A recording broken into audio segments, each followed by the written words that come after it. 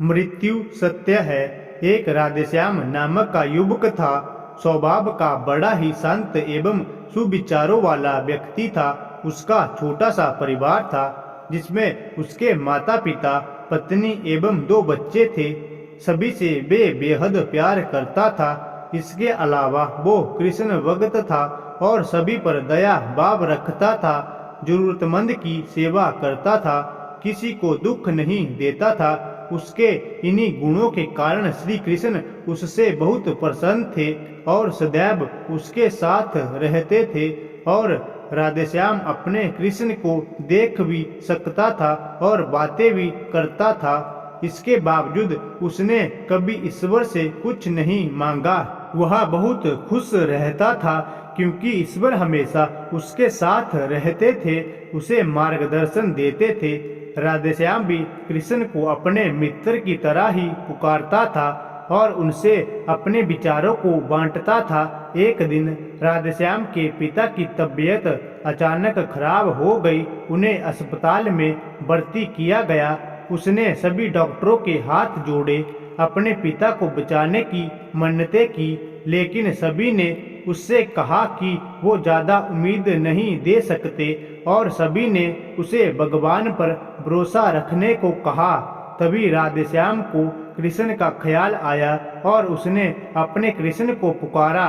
कृष्ण दौड़े चले आए। राधेश्याम ने कहा, मित्र, तुम तो भगवान हो, मेरे पिता को बचा लो। कृष्ण ने कहा, मित्र, ये मेरे हाथों में नहीं है। अगर मृत्यु का समय होगा तो होना तय है। इस पर राधेश्याम नाराज हो गया और कृष्ण से लड़ने लगा।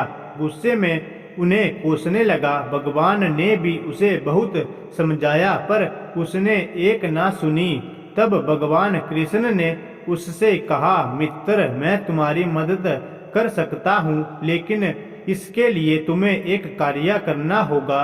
राधेश्याम ने तुरंत पूछा, कैसा कार्य?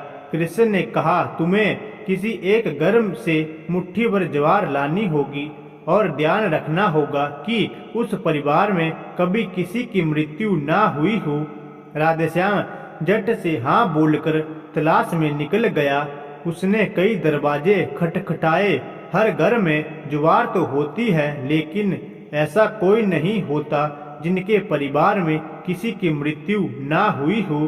किसी का पिता, किसी का दादा, किसी का भाई, माँ, काकी या बहन 2 दिन तक भटकने के बाद भी राधेश्याम को ऐसा एक भी घर नहीं मिला। तब उसे इस बात का एहसास हुआ कि मृत्यु एक अटल सत्य है। इसका सामना सभी को करना होता है, इससे कोई नहीं भाग सकता। और वो अपने व्यवहार के लिए कृष्ण से क्षमा मांगता है और निर्णय लेता है, जब तक उसके पिता जीवित है उनकी सेवा करेगा। थोड़े दिनों बाद राधेश्याम के पिता स्वर्ग सिधार जाते हैं। उसे दुख तो होता है, लेकिन ईश्वर की दी उस सीख के कारण उसका मन शांत रहता है। दोस्तों, इसी प्रकार हम सभी को इस सच को स्वीकार करना चाहिए कि मृत्यु एक अटल सत्य है। उसे नकारना मूर्खता है। दुख होता है, लेकिन उसमें फंस जाना गलत है, क्योंकि केवल आप ही उस दुख से पीड़ित नहीं है, अपितु संपूर्ण मानव जाति उस दुख से रूबरू होती है। ऐसे सच को स्वीकार कर आगे बढ़ना ही जीवन है।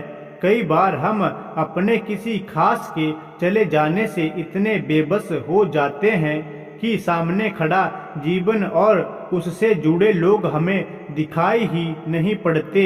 ऐसे अंधकार से निकलना मुश्किल हो जाता है। जो मनुष्य मृत्यु के सत्य को स्वीकार कर लेता है, उसका जीवन भार विहीन हो जाता है और उसे कभी कोई कष्ट तोड़ नहीं सकता।